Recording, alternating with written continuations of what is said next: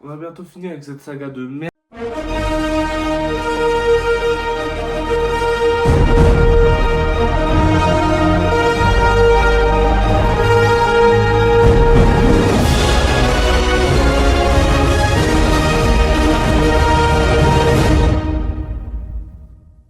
C'est Alex, aujourd'hui je voulais pas tourner l'épisode parce que vas-y la flemme, mais bon. J'ai pas le choix parce qu'on est bientôt en août et qu'on a bientôt fini cette saga et que surtout d'après mon planning, il me reste 3 films à critiquer. Sans compter celui-là. Du coup ça va être chaud. Mais bon bref. On va critiquer Star Wars épisode 6, le retour du Jedi. Et pas la revanche du Jedi parce que c'était le script à l'époque. Bla bla bla bla. Bref. Que dire avant de comment. Ah bah oui bien sûr. Déjà de j'ai retrouvé mon pins. Un beau Prisma. C'est mon Prisma qui a une nouvelle collection. Donc franchement c'est une dinguerie. Il y a des porte-clés. Il y a même porte-clés qui tournent. Et ça c'est une dinguerie franchement. Il y a aussi un pins pour les personnes TTH je crois si je dis pas de conneries parce que. Putain. Donc voilà, n'hésitez pas à aller sur Rainbow Prisma, il y a une nouvelle collection, il lien dans la description. Voilà. Donc on va commencer la partie réalisation du film parce que j'ai pas grand chose à dire. Partie de l'Empire contre-attaque, déjà le film, je sais pas pourquoi, il avait pas trop bien marché. Niveau critique, je sais pas pourquoi. Mais globalement, ça a resté un excellent film. Mais il y a juste un mec qui l'aimait pas trop le film, un mec un petit pas intéressant, il s'appelait George Lucas. Bon, c'est un peu chiant. Donc du coup, vu qu'il a détesté le film parce que ça correspondait pas à sa vision, j'adore cette phrase parce qu'il y a tous les fans de Star Wars, ils disent pour critiquer la pathologie, ah c'est pas la vision de Lucas, c'était... Je suis très mal coiffé. Ah ouais, d'ailleurs, je suis chez le coiffeur. Voilà. Donc vu que le film correspondait pas à sa vision, il a tout changé. Mais vraiment tout. Parce qu'à la base, bah, le film devait très mal finir. Je veux pas m'avancer, mais Han Solo devait mourir. Bon, finalement, ça sera fait un film plus tard.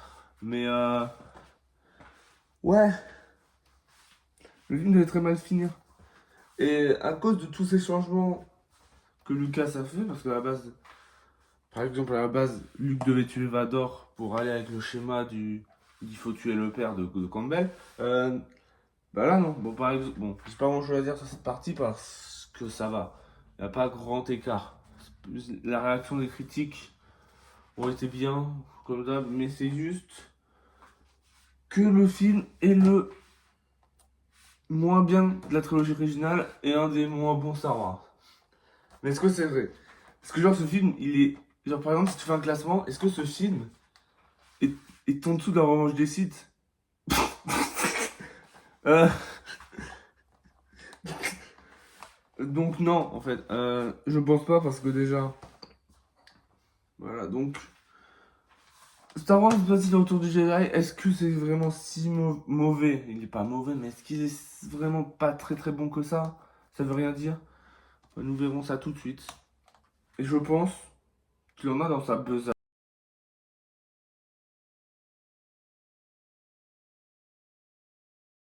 Épisode 6. Le retour du Jedi. Luke Skywalker est retourné parmi les siens sur la planète Tatooine pour tenter d'arracher son ami Han Solo aux griffes de l'ignoble Jabba, le forestier évidemment. Luke ne peut pas savoir que l'Empire Galactique a commencé à construire en secret une nouvelle station spatiale blindée, bien plus puissante et terrifiante que la première étoile noire. Quand cette arme absolue sera achevée, ce sera la fin du petit groupe de résistants qui luttent pour ramener la liberté dans la galaxie.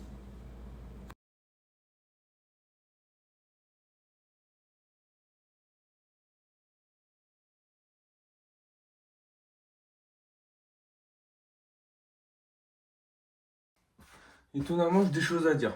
Alors, le film commence avec l'étoile de la mort, qui est vraiment l'étoile de la mort, parce que pour moi, même je pense que c'était comme ça à l'époque, l'étoile noire celle du 4, l'étoile de la mort celle du 6. Dégueulasse ce qu'a fait. Arrive sur l'étoile de la mort pour dire aux officiers de se bouger le cul, parce que l'empereur il arrive bientôt. Et donc, parce que l'étoile de la mort n'est pas encore finie, on en est à la moitié. Je voulais les représenter avec une image, mais flemme globalement. Donc, donc on passe ensuite sur Tatooine, qui a été tourné en Amérique cette fois, au lieu d'être tourné en Tunisie, parce qu'apparemment c'était la merde de tourner là-bas. D'avoir tourné en Tunisie, c'était le bordel. Donc, en gros, c'est 3 power 2D2 qui cherchent Planet Jabba, parce qu'apparemment Lando et Chewbacca ne sont pas revenus depuis longtemps. Il toque, il rentre, il passe un message. D'ailleurs, j'adore le Palais de Jabba. Je trouve que je pense que c'est ma partie préférée du film. C'est quand ça se passe dans le Palais de Jabba. Même si il y a des trucs, on va en reparler parce que. Ouais, voilà quoi.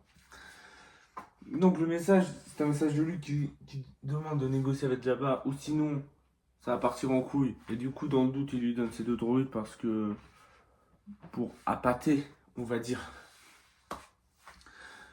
Jabba il refuse, mais il garde quand même les 2 droïdes parce que c'est bon, on refuse pas un cadeau après tout. C'est vrai.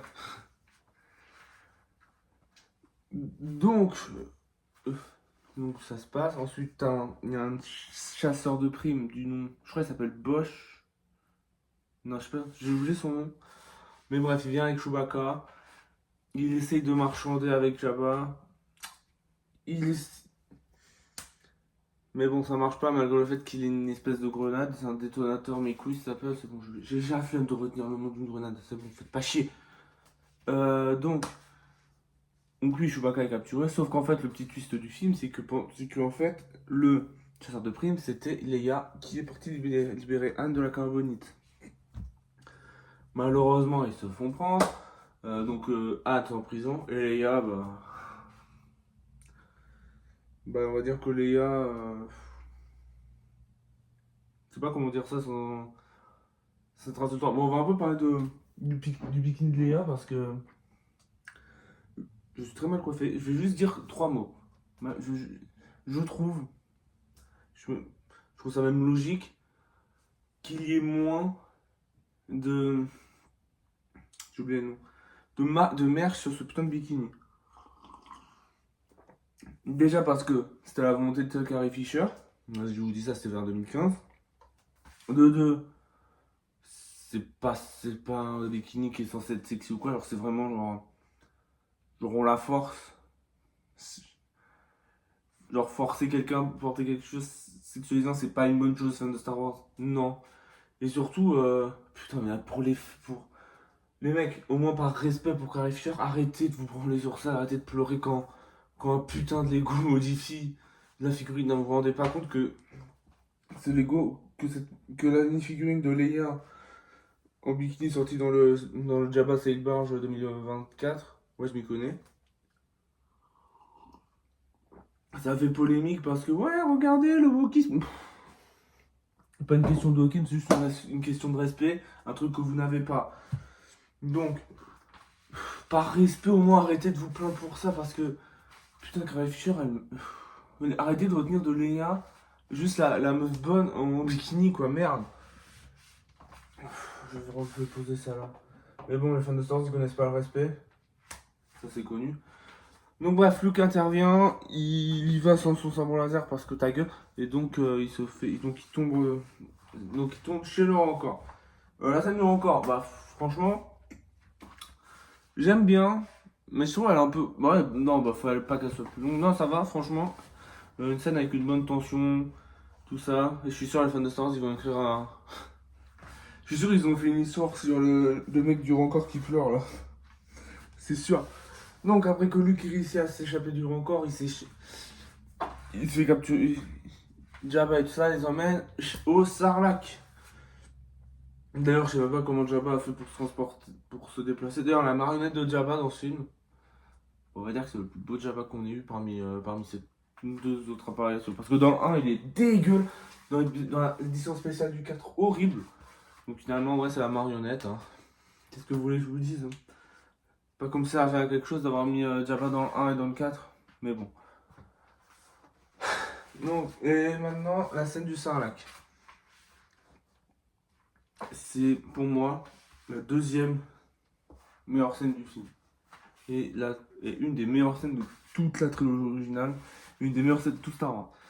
La mise en scène, la musique, les chorégraphies. La mort de Boba Fett. Vous allez dire, ouais, la mort de Boba Fett, ça gâche tout, mais non, c'est bon, on s'en bat les couilles de Boba Fett. C'est un jouet. Mais. Donc, ils arrivent à s'échapper. Leia tue le gros porc avec les mêmes chiennes qu'il a gardé captif. C'est un peu symbolique, tu vois. Je rigole pas, c'est vraiment symbolique. Et il s'échappe. Luke retourne sur Dagobah parce qu'il n'a pas terminé sa formation. Pendant ce temps, le reste va rejoindre la troupe. Déjà, le perso de Luke, Luke dans le film, c'est le meilleur. Il a un flow de baiser, il est trop fort. Luke, masterclass dans ce film. Donc, j'ai oublié le nom. Ensuite, t'as la scène où l'empereur arrive avec la musique, tout ça, mise en scène.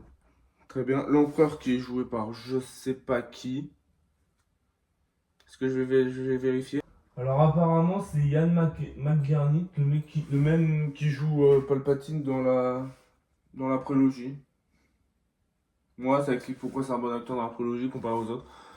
Ouais bah du coup je savais pas, du coup l'arrivée de l'empereur, leur plan 1, 2, c'est de faire passer Luke du côté obscur. C'est sûr. Et là malheureusement il y a Yoda. Là on arrive sur Dagobah, Yoda il est malade, il est vieux. Il parle pas à l'envers, enfin il parle pas trop à l'envers du coup heureusement. Il y a la scène de la mort de Yoda. Oh putain, je suis fatigué, je vais dormir, fais chier. Il y a la scène de la mort de Yoda qui. Bah, c'est une très belle mort. Pas la meilleure mort de la saga. Le meilleur moment de la saga arrive dans un autre film. Enfin pour moi. Je ne peux pas parler de cette de. Enfin bref. Yoda meurt en disant à Luke qu'il y a un autre Skywalker. Donc Luke il fait chier parce que voilà. Et là, il y a le fantôme d'Obi-Wan qui apparaît. Luke commence à l'engueuler en disant vas-y, wesh, pourquoi tu m'as pas dit?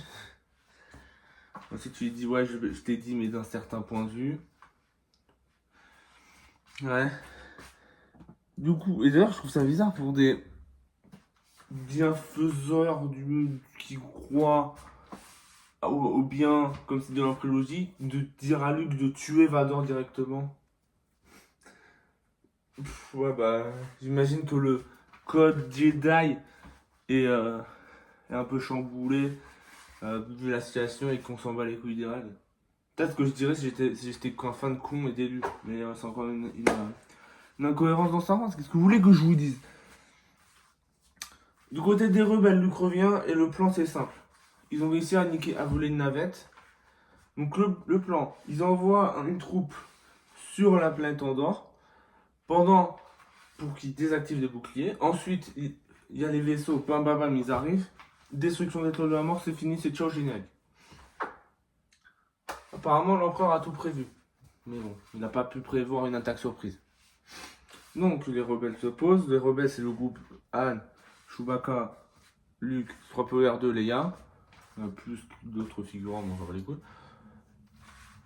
Ça commence très mal parce que Han veut attaquer par derrière. Mais il casse une branche, du coup, c'est ciao. Et là, il y a une scène genre vraiment nulle. Je déteste cette scène. C'est genre la course-poursuite dans Andorre. Déjà, les incrustes fond vert dans ce film, je les trouve très moches. Peut-être je les ai pas remarqués dans le 4 et 5, mais là, je vous jure, dans celui-là, il y a des incrustes fond vert qui sont dégueulasses. Je vous jure. Mais bon, je vais pas en voir, c'est un film quand même sorti en 83. Ça va.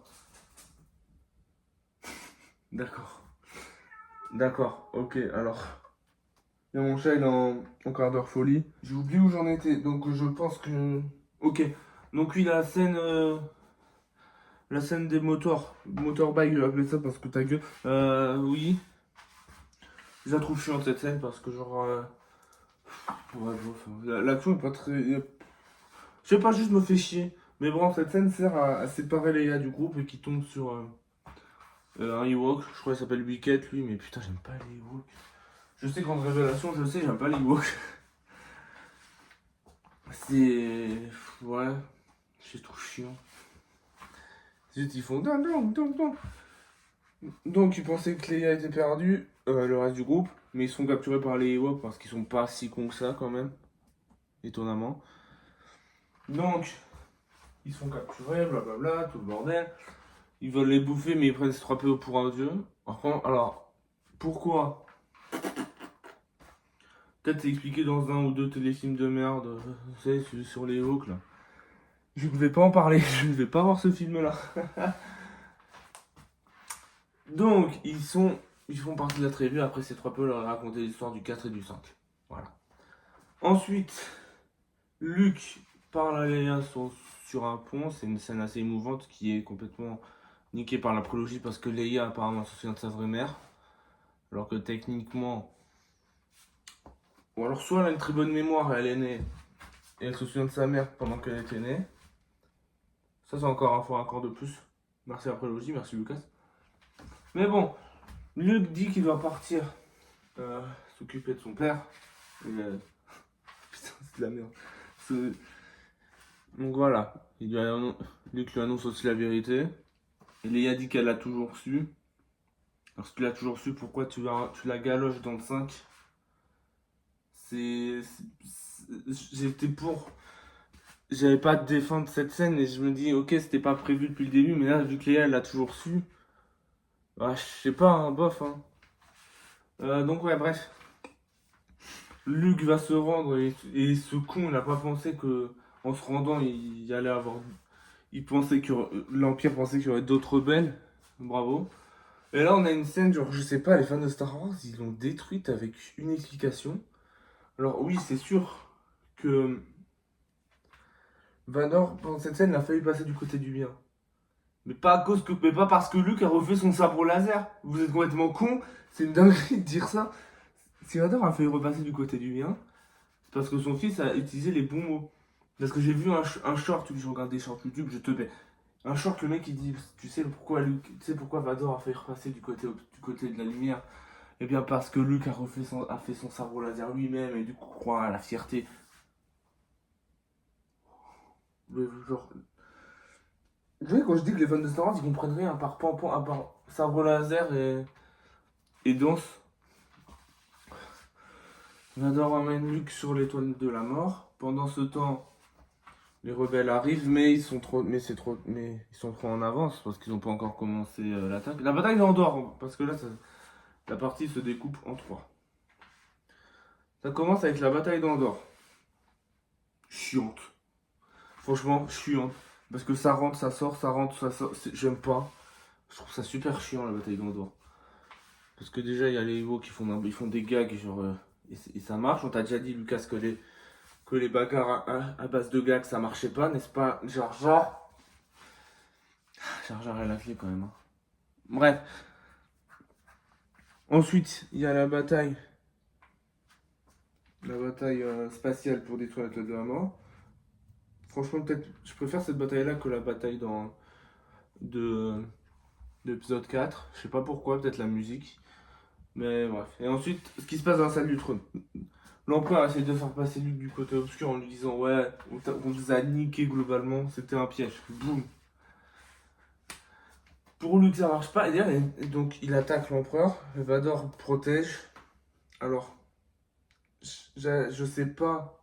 Alors, les fans de Star Wars ont dit un truc pas trop con pour une fois. C'est très rare. On dit que Vador n'avait pas protégé l'empereur, mais avait protégé Luke du côté obscur. Alors ouais, ça peut marcher, mais genre... C'est oublié que genre après, après genre il dit à Luke, je passe du côté obscur. Je sais pas... Ça peut marcher, hein, franchement. Pour une fois que vous dites pas un truc trop con, franchement bravo. Non, ça peut marcher. Mais ouais, je suis pas trop convaincu. Mais bon, on va dire que ça peut marcher. Donc tout le monde se fait piéger. Pendant les vaisseaux, ils font demi-tour. Il y a toute la flotte impériale dans leur gueule. Ensuite, il y a tous les impériaux qui s'occupent sur Andorre. Mais il y a les Ewoks qui ont une distraction pour qu'ils fuient. La bataille se passe devant une porte. C'est pour ça que j'aime pas trop cette bataille. Je la trouve chiante. Franchement, je me fais chier devant. Mais bon. Ensuite, Luke et Vador se battent. C'est un bon combat parce que même si dans la première partie du combat, Luke, il a pas la haine, il veut pas tuer son père, tu sens quand même qu'il essaie de le toucher, et pas comme dans la prélogie où il danse et tout. Ah, vous trouvez que je suis trop. Que je tacle trop la prélogie? Ça fait commencer les enfants. Donc, Vador fait tomber Luke de sa passerelle en lançant son sabre laser, un peu violent de papa. Il essaye de l'énerver en parlant de sa sœur. Et vu que personne parle de sa sœur, merde. Luke il pète un câble, il défonce Vador avec le thème de Sidious. J'ai dit Sidious, au lieu de dire l'empereur. Mais qu'est-ce qui vient de m'arriver? Donc avec le thème de l'empereur, il lui coupe la main. Parce qu'il fallait un peu se venger, parce que quand même ça fait mal de se faire couper une main, merde. L'empereur veut que Vador veut que Luke tue son père. Sauf que non. Et d'ailleurs, trauma d'enfance. Trauma d'enfance. Ça me faisait trop flipper de voir la scène. Genre de l'empereur qui fait ça et qui électrocute Luke. Et genre Luke qui crie et ça m'a fait trop peur. Franchement, j'ai vu Star Wars avec quel âge? J'avais 6 ans. Bah, ouais, parce que mon père il m'a fait regarder 4 5 6. Et après, non, j'avais pas 6 ans, qu'est-ce que tu racontes? Bah non, parce que sorti en 2015. Attends, parce que il faut que je compte. 2012. Ok, non, c'est bon, j'avais 5 ans, ok. Donc oui, j'avais 5 ans, c'était en 2014 du coup. Oui. Non, non. Bah non, je suis trop con, 2013. En 2013? Ta gueule, c'était en 2013. Et donc oui, j'avais vu cette scène, j'avais 5 ans. Ça m'a traumatisé globalement, c'est... Voilà, ça me faisait trop peur. C'est pour ça que j'aimais pas le retour du Jedi en fait. Et bref. Du coup, grâce à l'aide des Ewoks les rebelles font exploser le champ les boucliers, du coup, boum, ils pénètrent dans l'étoile de la mort. Celui qui a rigolé, il dégage. Il pénètre dans l'étoile de la mort, il la détruisent. En attendant, il y en a un, il fait le kamikaze sur l'exécuteur. Franchement, ouais, pas mal, pas mal. J'allais faire une blague, mais je vais pas la faire. Donc, pendant ce temps, Luke, il est sur le point de crever. Et là, on a une merveilleuse scène que dans l'édition spéciale, qui n'est étonnamment pas dans ce DVD, qui est dans la version de Disney+. Normalement, Vador, il dit pas, il crie pas, il regarde, il regarde, il regarde ce qui se passe et malgré le fait qu'il dise rien, et malgré le fait qu'il ait un masque, du coup on voit pas ses émotions, tu comprends ce qu'il pense et qu'il approuve pas. Mais Lucas il a pas compris, il a rajouté un non. Donc quoi, encore plus décrédibiliser Vador qui crie 2 fois non dans la saga. L'empereur est mort, PTDR. L'empereur est censé être mort. Ensuite, pendant que Luke doit s'enfuir avec son père, mais son père est sur le point de crever, il lui demande, là je pense que c'est la meilleure scène du film, d'enlever son masque, tout ça, enfin d'enlever le masque de Vador pour qu'il le voie de ses propres yeux, qui lui dit, tu m'as déjà sauvé mon fils. Bonne scène, magnifique. Ça peut en faire pleurer certains, mais c'est très émouvant, c'est sûr. Anne a peur que Luke, non, quel âge? Que Luke et Leia s'aiment. Mais non, en fait, ils étaient que frères et sœurs parce que lui, il a pris à la fin. Du coup, il a passé tout le film à avoir peur quand même. Luke brûle le cadavre de Vador. Et c'est la fête parce qu'on revoit. Parce que dans l'édition spéciale, on revoit plein de têtes. On revoit Bespin, on revoit Tatooine, on revoit Naboo, Coruscant. Putain. Oui, du coup, ils sont contents. À la fin, on voit le fantôme. À la fin, on revoit le fantôme d'Obi-Wan, de Yoda et putain, putain, non. I don't like sand. Trice, ça c'est de la négociation musclée. Tout ça, c'est la faute d'Obi-Wan. Il est jaloux. Il m'empêche de grandir. Bref, Oui, parce que dans l'édition spéciale, on n'est pas censé. Parce que c'est dans l'édition spéciale qu'on a rajouté Hayden Christensen. On a rajouté Hayden Christensen dans l'édition spéciale. Pourquoi? Pour le fan service de la prélogie. En plus, c'est complètement con. Parce que. Il a dit. Lucas, pour justifier ça, il a dit ouais, mais Anakin, il apparaît comme la dernière fois qu'on l'a vu en jeune Anakin avant de devenir Vador. Alors, c'était pas Anakin qui a sauvé Luke dans le 6? C'est complètement con, Lucas. Et bien sûr, les fans de Star Wars, ils vont applaudir et pépon cette édition spéciale parce que, ouais, il y a Hayden Christensen, t'as vu? Et ça. Alors maintenant, il est temps de parler de ce film. Ce film est le plus enfantin de D3. Du 4, 5, 6. Je dirais pas plus enfantin que le 1 parce que lui, il a pas un comic relief de merde. Et encore moins que le 2. Après Star Wars, c'est quand même censé être des films pour enfants. Enfin, c'est conte de fées Star Wars à la base. Mais bon, laissons tomber. Est-ce que ce film est bien? Oui. Mais c'est quand même le moins bon de la trilogie originale. Pourquoi? Parce que ce film, il